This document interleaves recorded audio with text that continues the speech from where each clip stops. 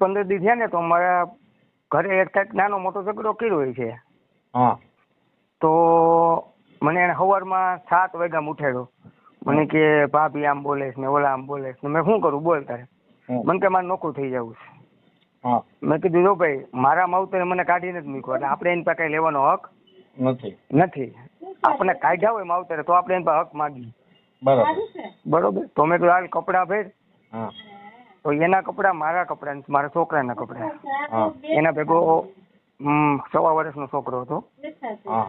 એને મેં મારા દિલ કરતા વધારે હાચવેલ છે. નમસ્કાર મિત્રો, સ્વાગત છે તમારું આપણી યુટ્યુબ ચેનલ ઉપર. તો મિત્રો, કરણભાઈ સાથળિયા પર એક વ્યક્તિનો ફોન આવે છે. મિત્રો, આ વ્યક્તિ જે છે એની સાથે એક એવો બનાવ બને છે જે સાંભળશો તો તમને પણ એક ફિલ્મની સ્ટોરી જેવું લાગશે. પરંતુ મિત્રો, આ વ્યક્તિ સાથે આ વસ્તુ હકીકતમાં બની ચૂકી છે. કારણ કે મિત્રો, આ વ્યક્તિ જે છે એને પોતાની જ પત્નીને એના પ્રેમીને સોંપી દીધી છે. જે મિત્રો, આ વ્યક્તિની વાત સાંભળશો તો તમે પણ ચોંકી જવાના છો. તો મિત્રો, શાંતિથી સાંભળો આ વ્યક્તિની અનોખી પ્રેમ કહાની.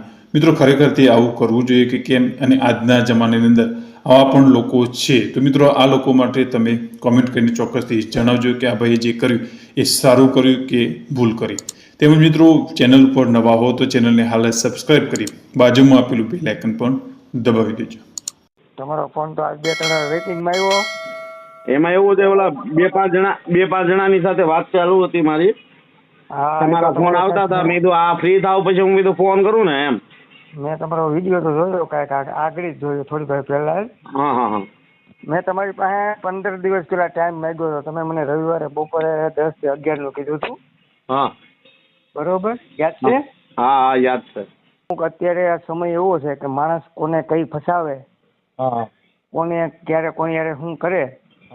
તો આ વિડીયો સાંભળે ને કદાચ કોક ઈ રસ્તે જતો હોય તો પાછો વળી જાય. એની જિંદગી બરબાદ ન કરે.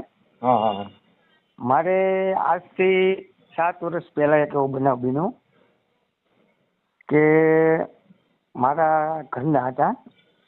મારા મેરેજ થઈ ગયા હતા. બરોબર. મારે આજથી 6 વર્ષ પહેલા મેં લગ્ન કર્યા. તો મારા ઘરના પેલા મારા ગામની અંદર જ હતા. પછી ત્યાં એને છૂટું કરી નાખ્યું ને એકલી ગામમાં રહેતી. બરોબર, મારા ગામની અંદર. હાલો. હા, સાંભળું છું. બરોબર, સાંભળ્યા જેવી વાત છે. અને કોઈ સાંભળે તો કોઈને એમ થાય કે નહીં આ દુનિયાની અંદર આવા માણસો બી પડ્યા છે એમ. એટલે ગામમાં એકલી હતી ને તો બધાએ આડોશી પડોશી કીધું ભાઈ તું તારા પપ્પાને ઘરે વહી જા. તો એના પપ્પાને કોલ બી કર્યો કે ભાઈ તમારી છોકરી આ રીતના હેરાન થઈ છે. એને લવ મેરેજ કર્યા હતા, પણ ત્યાં એને ઓલા ત્રાસ આપતા છે કે જે છે એ એમ કહેતી ત્રાસ આપતા, આપણને કઈ ખબર નથી. છૂટું કરીને કીધું. એના પપ્પાએ એવું કીધું ભાઈ 100 ભેગો છોકરો છે એને દઈને આવે ને તો અમે રાખીએ, નકર ન રાખીએ. તો આ કઈ છોકરો એના પપ્પાને આ ઓલા પેલા ઠેકાણા આપતી નહોતી. પછી મારી બાજુમાં રહી હતી એટલે ગામ મારા આડોશી પડોશી બધા કીધું મને કે ભાઈ છોકરી સારી છે ને નોકરી કરે છે, તું કર, તમ તારે કાંઈ વાંધો નહીં. અને મેં તો છે ને ભાઈ અમે 3 ભાઈઓ છીએ. મારા મોટા ભાઈને મેરેજ કરી દીધા હતા ને મારા નાના ભાઈને મેરેજ કરી દીધા હતા. બરોબર. આપણે કઈ કરવાનું થતું નથી. નહોતું. આપણે એમનેમ જ બિંદાસ રહેવું હતું એમ. બરાબર. એટલે આપણે કઈ કર્યું નતું. બધા કે ભાઈ સમય છે અત્યારે, મમ્મી છે ત્યારે બધા હાચવે, પછી નો હાચવે, છોકરી સારી છે તો કરી નાખ. એટલે મેં એને કોર્ટ મેરેજ કર્યા. બરાબર. વાત સાંભળ્યો, મગજમાં ઉતાર્યો. આમાં 1% ખોટું હોય ને તો ચોટીલા વાળી માણસ જીવતો ન રહેવા દે. ના. તમારી જે લાગણી ભાવના છે ને એનાથી ખ્યાલ આવી છે. પછી મેં એને મેરેજ કર્યા. ત્યાર પછી જયારે મારી ભેગી આવી ને તો એના ખાતામાં 1700 રૂપિયા હતા. કેટલા?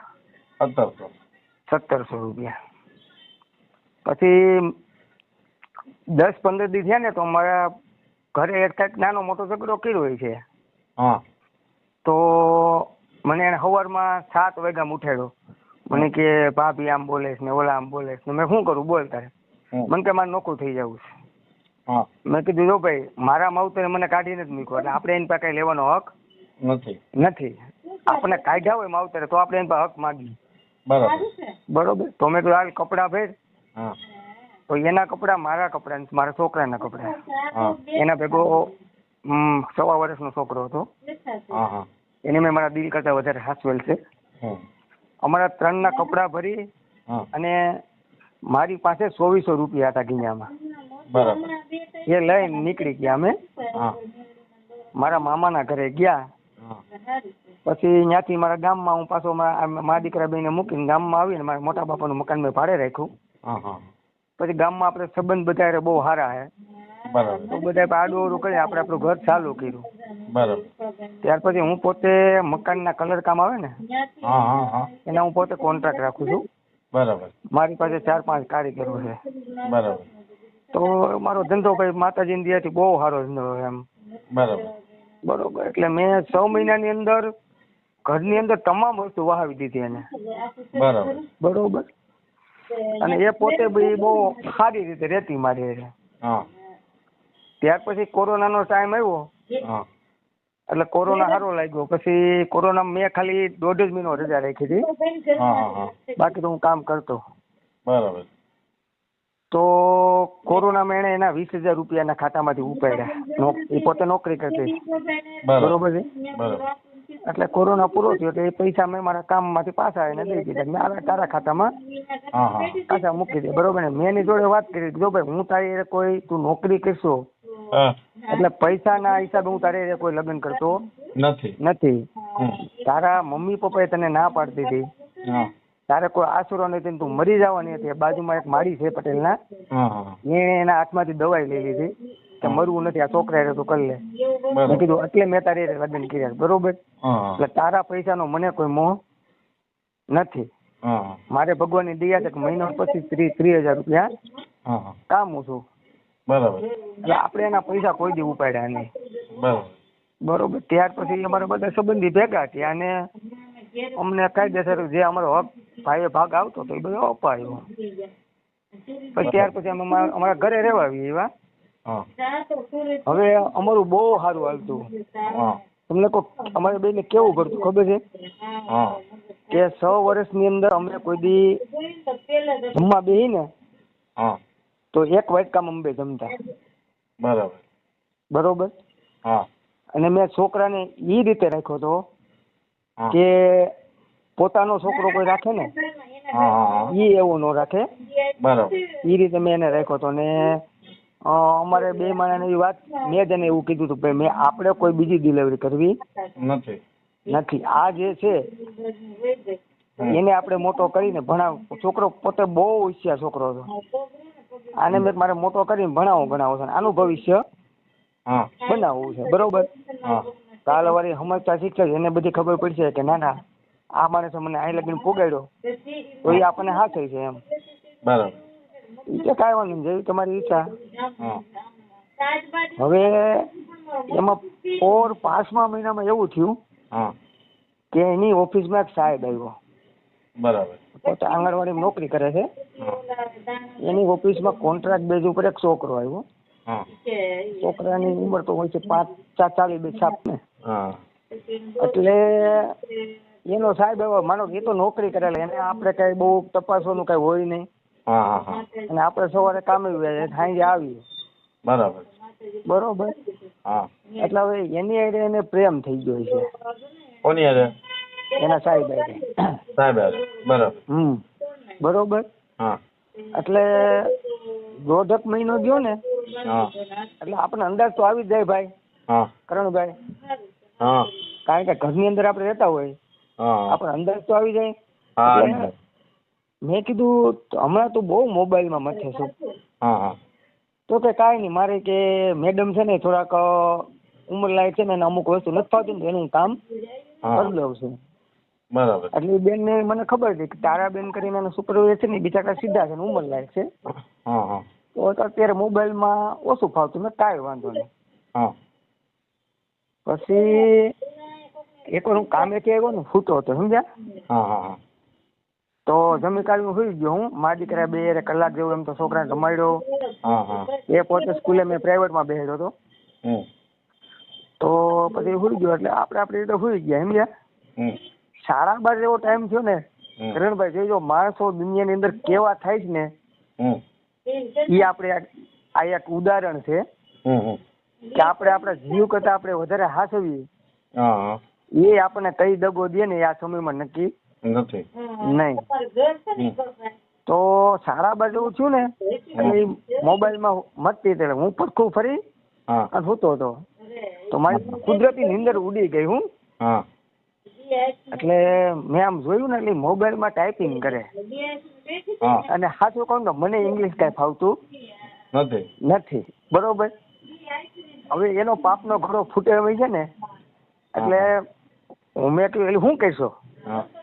તો એને ડાયરેક્ટ જે ટાઈપિંગ કર્યું ને બધું વોટ્સઅપમાં જે વાત કરતી ને ડાયરેક્ટ ડિલીટ મારી દીધું.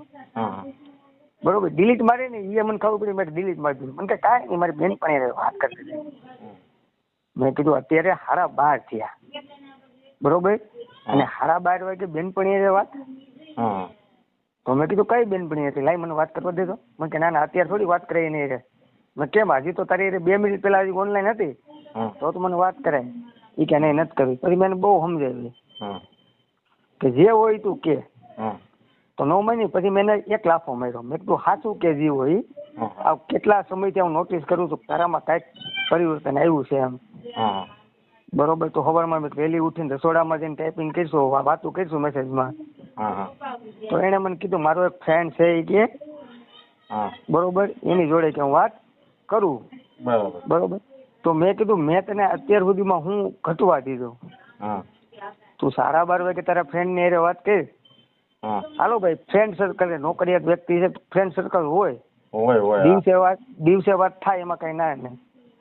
હવે રાતે 12:30 વાગે કોણ એવો વ્યક્તિ એની ફ્રેન્ડ હારે વાત કરે? મેં કીધું એવો એ તારો ફ્રેન્ડ છે એની હારે મને વાત કરે. મને કે નહીં મારે વાત નથી કરાવી, હવે આવું નહીં કરું. મેં તાર વાંધો હાય હું જાતું કરું. બરોબર. હવે બીજે દિવસે સવારમાં અમારે પાલીતાણા જવું હતું. એમાં હું છે એને જિગ્નેશ દાદા ઉપર બહુ ભાવ સમજ્યા. તો અમારે બેને 2 મહિના અગાઉ વાત થઈ હતી કે મને કે ઉનાળાના વેકેશનમાં મારે જિગ્નેશ દાદાની કથા સાંભળવી છે. એટલે મેં એને પ્રોમિસ કરી હતી કે ભારતની અંદર કોઈ પણ જગ્યાએ જિગ્નેશ દાદા છે ને ત્યાં ઉનાળામાં હું તને એની કથા સાંભળવા લઈ જઈશ. બરોબર. તો એને વેકેશનમાં બરોબર જિગ્નેશ દાદા પાલીતાણા હતા. તો મેં કીધું આપણે નજીક હાલી જઈ આવીએ. એટલે બીજે દિવસે સવારે અમે પાલીતાણા જતા હતા. ત્યાં અમારા સંબંધી ભાઈ છે સમજ્યા. તો એનો મોબાઈલ મેં લઈ લીધો. મેં કાલે હવે તને મોબાઈલ મારે દેવો નથી, તારે નોકરી કરવી તો કર, નોકરી તો કાંઈ નહીં, તારા પગાર ઉપર કે મારે છે નહીં, હું તારો પગાર તો કઈ વાપરતો નથી, હું તો ઘર આરામથી હાકી શકે. બરોબર. પછી એ પાલીતાણા નજીક આવ્યું ને એટલે મને થોડીક દઈ આવી. મેં કીધું સારું નોકરિયાત છે, ભણેલ ગણે છોકરી છે, આવી ભૂલ તો થાય, હાલો આપણે જાતી કરી.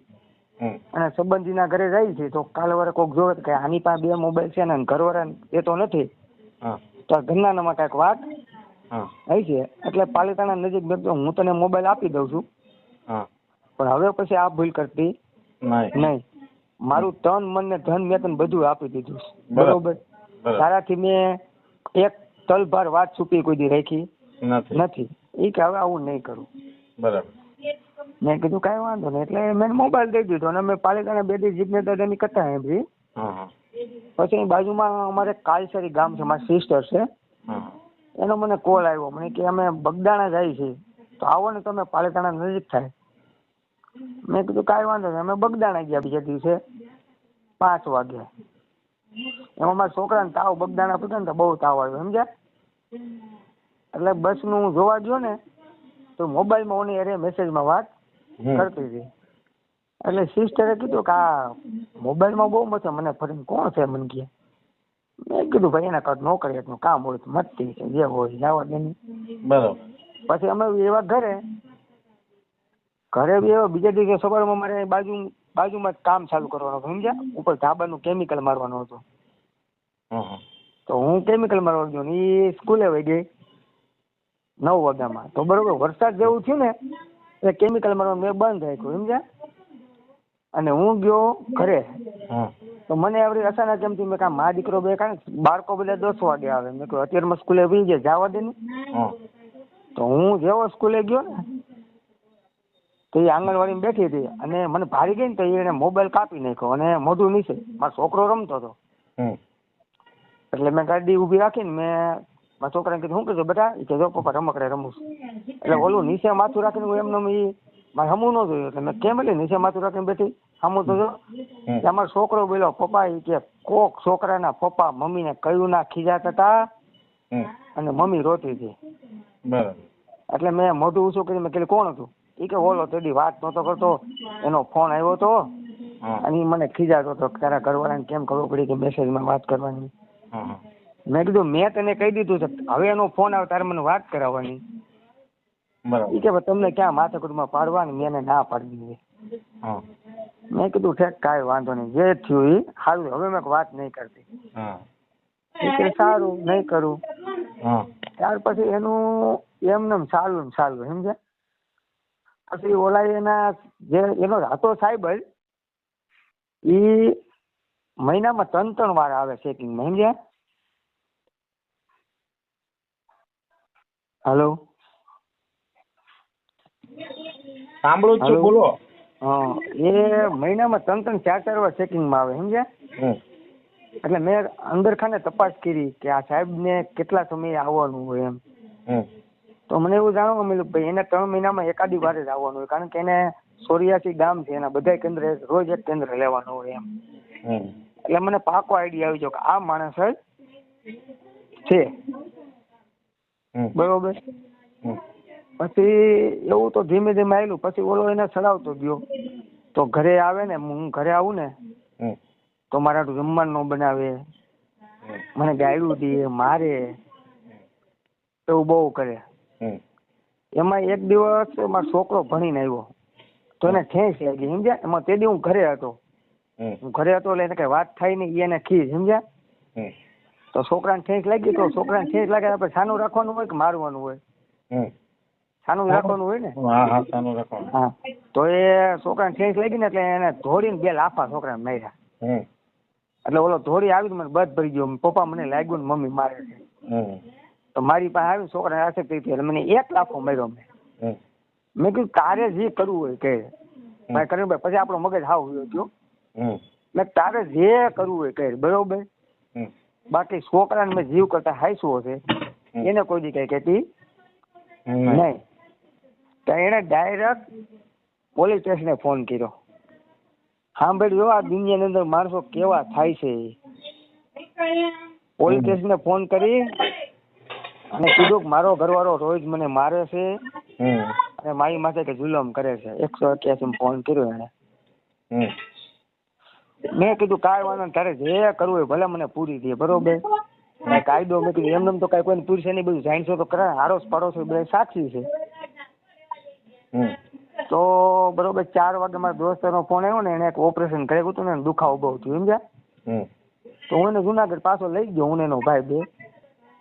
પછી બીજે 3 દિવસે મને પોલીસ સ્ટેશને ફોન આવ્યો કે ભાઈ તમારા વિરુદ્ધ આ રીતના તમારા ઘરના એક અરજી કરી છે. ત્યારે અમારે પીઆઈ ગઢવી સાહેબ બહુ સારા હતા. એટલે એને હકીકત બધી જાણી બરોબર. અને અમને બેયને પોલીસ સ્ટેશને બોલાવી અને આને કીધું થોડુંક અને અરજી પાછી ખેંચાઈ લીધી. પછી તો આનું બહુ વધી ગયું સમજ્યા કરણભાઈ, બહુ એટલે હદ વધી ગયું એમ. બરાબર. પછી મેં ગામના ને એમ તો મોટા ને બોલાવ્યા અને આપણે એને એવી ઓફર આપી કે જો ભાઈ તારે જે વ્યક્તિ છે એને તારે કરવું હોય તો હું તને મેં કીધું મારા જ ઘરે 4 ફેરા ફેરવી અને તને એની ઘરે મોકલી દઉં બરોબર. બાકી તું મને આ રીતે ખોટી રીતે હેરાન કર્યું.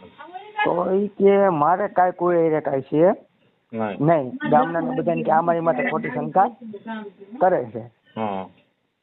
એટલે પછી ગામના મને જ ખીજવાના છે કરણભાઈ કે ભાઈ તું આવી બાઈ છે, તું આની માટે ખોટી શંકા કરશો બરોબર, તો બધું તારું બંધ કરી દે ને. મેં કીધું ભાઈ કાંઈ વાંધો નહીં હાલો. પછી મેં તે દિવસે મૂકી દીધું જે થાય બરોબર. આપણે કાંઈ બોલવું નથી નહીં. હવે પાપનો ગળો ફૂટે ને કરણભાઈ થી સાપરે સદી પોકારે એવું શાસ્ત્ર કહે છે સમજ્યા. કે પાપનો ઘડો ફૂટે ને સાપરે રહીને પોકારે. હા વાત ઈ બરાબર છે.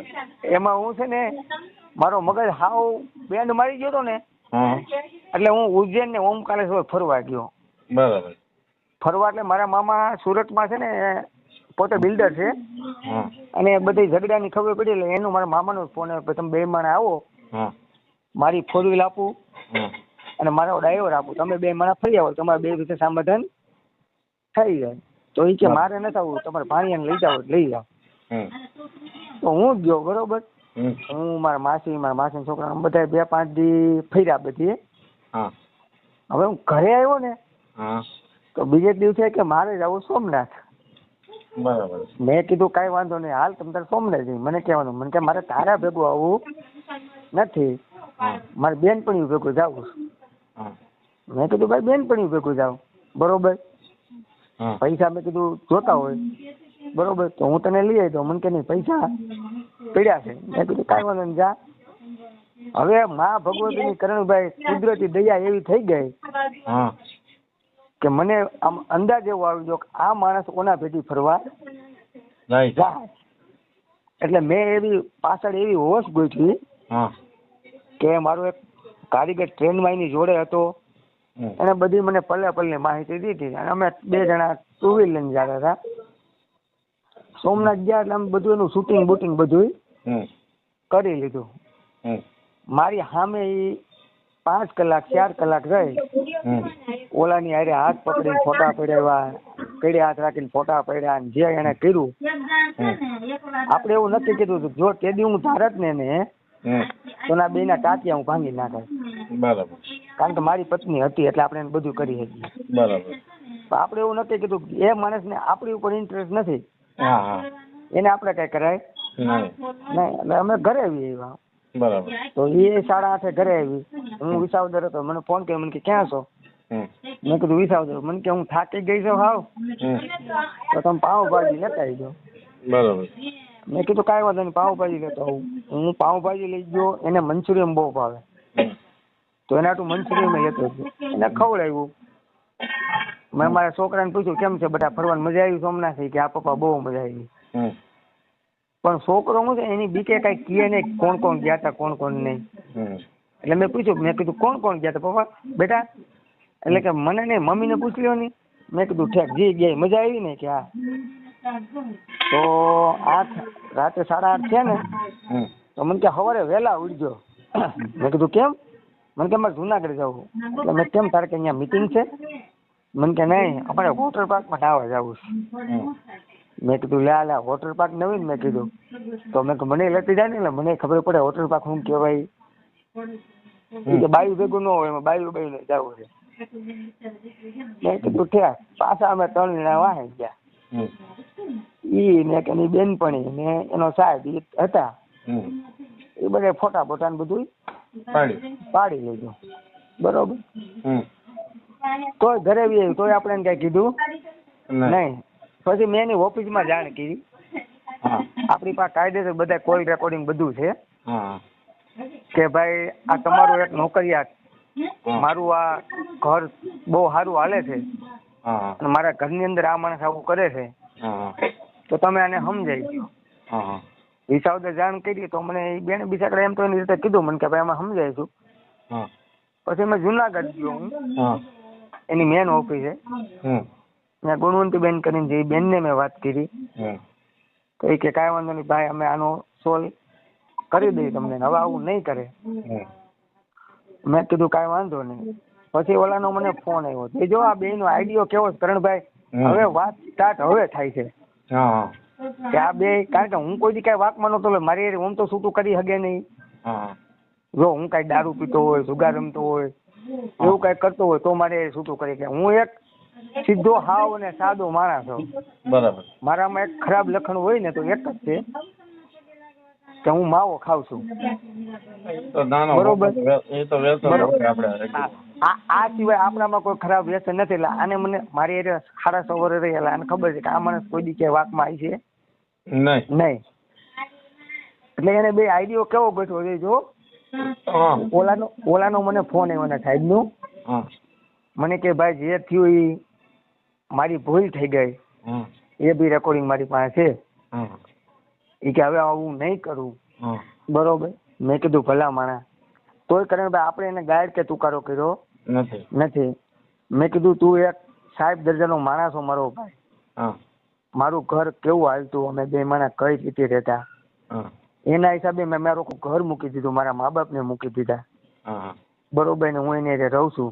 હા બરોબર. કે મારા ઘરની અંદર આવો ધંધો કર્યો. મેં કહ્યું મને કે હવે મારે કાંઈ નહીં, કે હવે હું કોઈ દી કાંઈ નહીં કરું, હવે તમે શાંતિથી રહ્યો.